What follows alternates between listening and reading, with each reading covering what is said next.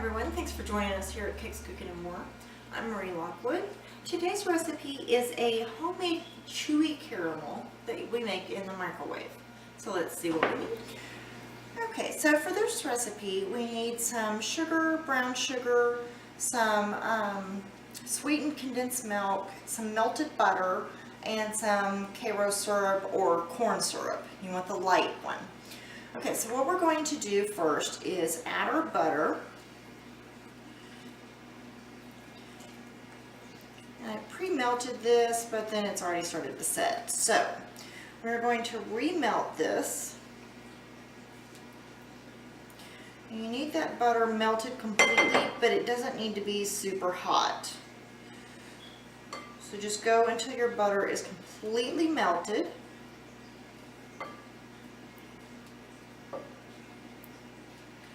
The thing I like about this recipe is I can do this in the microwave. I don't have to have the oven on, so it's good for summer when you really don't want your oven on, especially if you live here in Georgia where it gets really warm. Alright, so what we're going to do is melt our butter until it's a nice liquid again, and then we'll be back. Okay, now that our butter is melted, we're going to add our milk.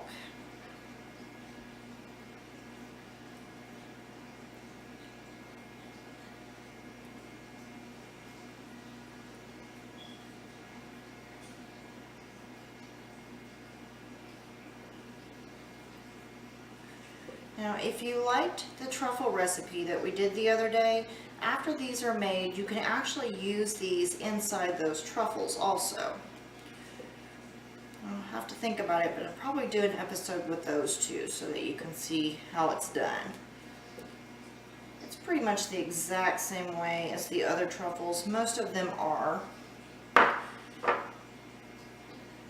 You just want the right consistency for your inside of your truffles.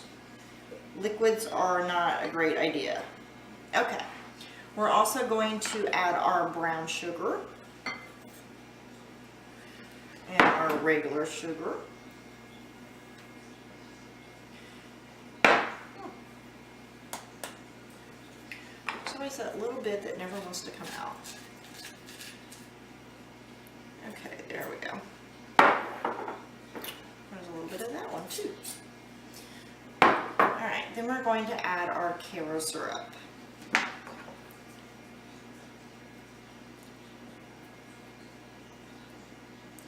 You do want to make sure that you have a big enough bowl for this, guys, because it does get to be quite a bit.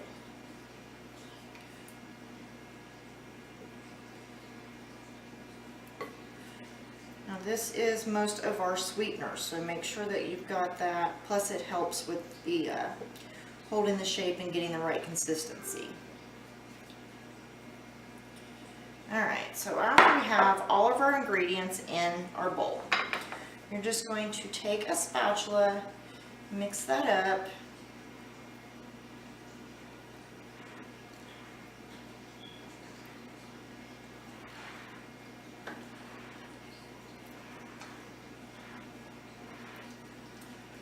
You do want to make sure that this is really well mixed, guys. So, you know, take your time. Doesn't take but a couple minutes. And it does get pretty thick.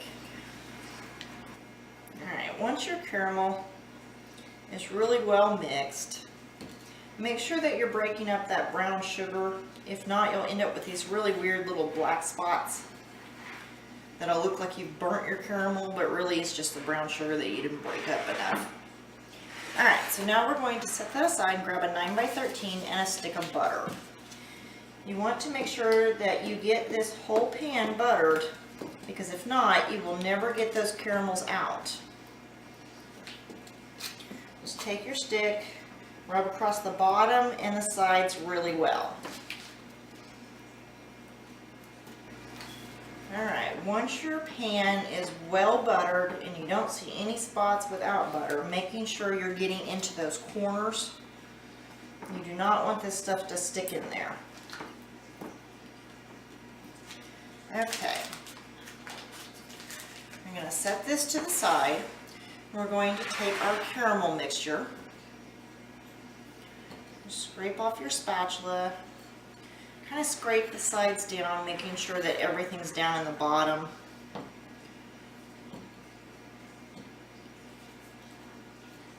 Alright, so we're going to pop this in the microwave for 3 minutes, and then we'll be back. Okay, now that our 3 minutes is up, you're just going to give that a really good stir.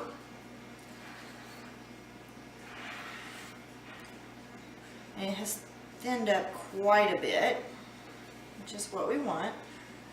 Basically, we're just kind of melting everything together.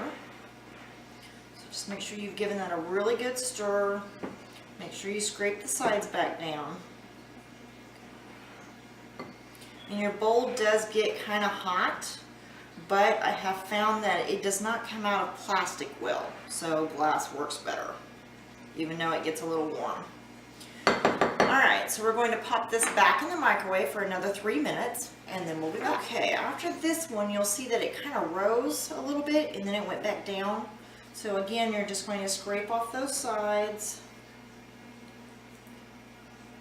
And the bowl at this point is very warm, so be careful, don't burn yourselves. Just give it a nice mix again. Now, if you need to, you can let this sit for a minute in your bowl, but you want to be careful. If you leave it too long, it will set in your bowl, and it will be one big giant clump of caramel that you're going to have a very hard time getting out. So I don't recommend it, but if it will be easier for you, you can do that. Alright, so what we're going to do is grab a pot holder so we don't burn ourselves. We're going to take a cooling rack and place our buttered dish on top. Then we're going to take our hot caramel and we're going to pour that carefully into our buttered dish.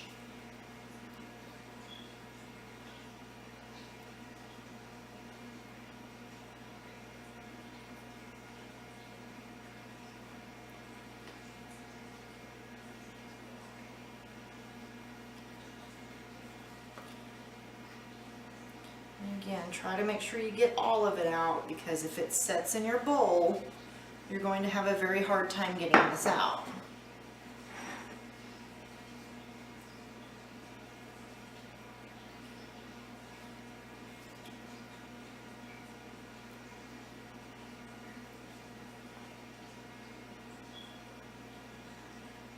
All right.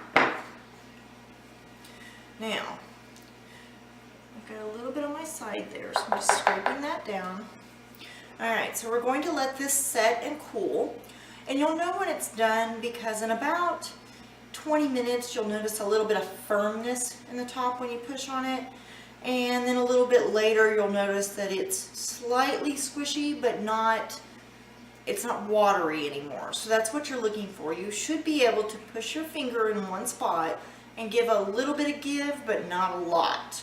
Okay, so we will be back as soon as our caramel has set. Okay, now that our caramels have set for a while, we're going to take some wax paper.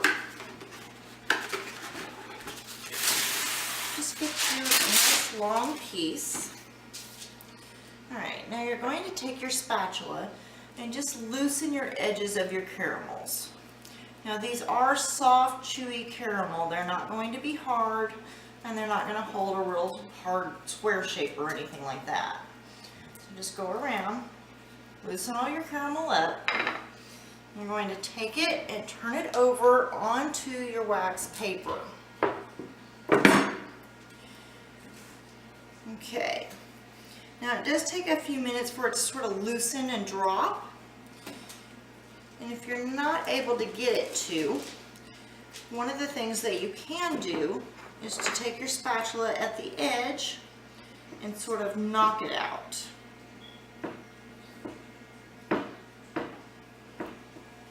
Okay, now we're going to take our butter from earlier that we greased our pan with. And you're just going to take this with a large knife and just butter your knife. You don't want the caramels to stick to your knife. Make sure that you butter both sides.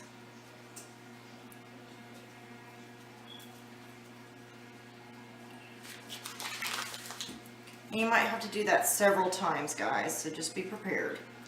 You're just going to cut your caramels into your pieces. And they will still be a little bit soft and chewy, even though we hardened them in the freezer. You're just going to cut your caramels into strips. And you can see it's still pretty bendy. And just keep cutting. If your knife starts to stick again, rebutter it. Okay, now that they're all cut, some of them will have a little bit of butter on them. It won't affect the flavor. You can just eat them. They're actually really good. Still nice, soft, chewy. All right. Now what you're going to do is take some more wax paper. Just move these off to the side a little bit. And you can do them in different ways. Some people roll them up. Some people fold.